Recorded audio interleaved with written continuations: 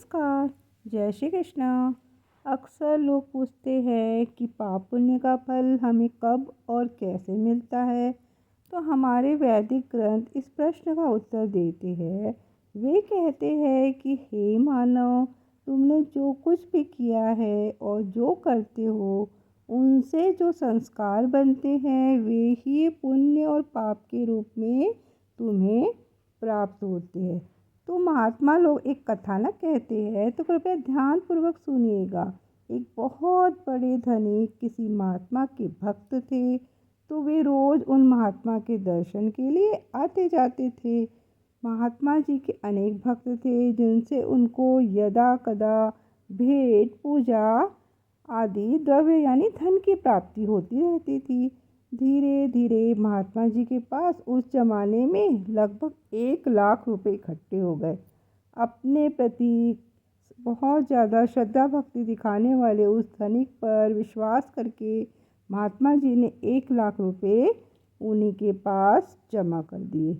कुछ समय के पश्चात महात्मा जी की इच्छा आश्रम बनवाने की हुई, इसलिए उन्होंने सेठ जी से अपना जमा रुपए मांगे।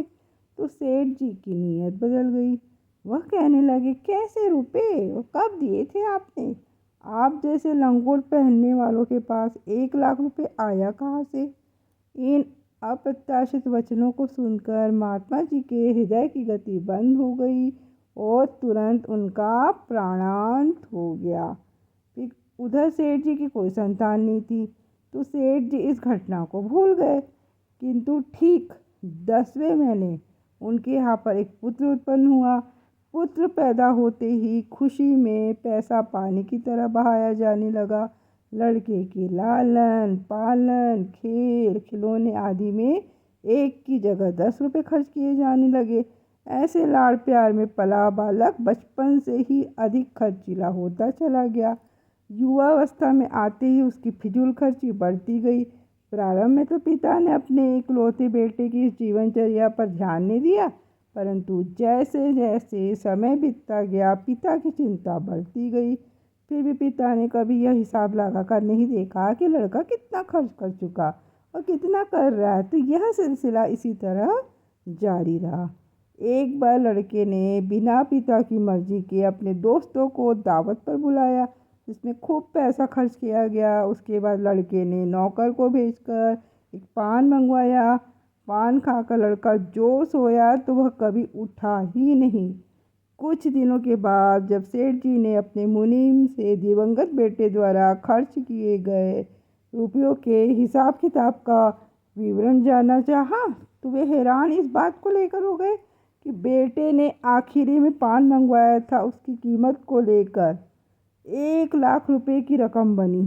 तभी उसको महात्मा जी के 1 लाख रुपए की बात स्मरण में आई और वह समझ गया कि महात्मा ही पुत्र के रूप में पैदा होकर अपना 1 लाख रुपए का हिसाब किताब बराबर करके चले गए।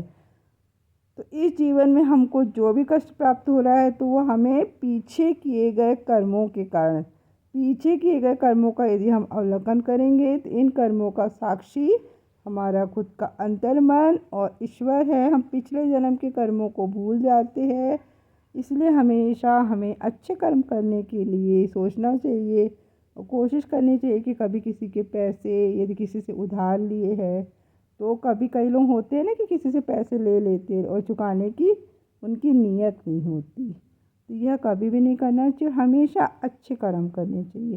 तो यह वीडियो आपको कैसे लगी कृपया मुझे ज़रूर बताइएगा। वीडियो को पूरा देखने के लिए आप सभी का दिल से बहुत बहुत आभार।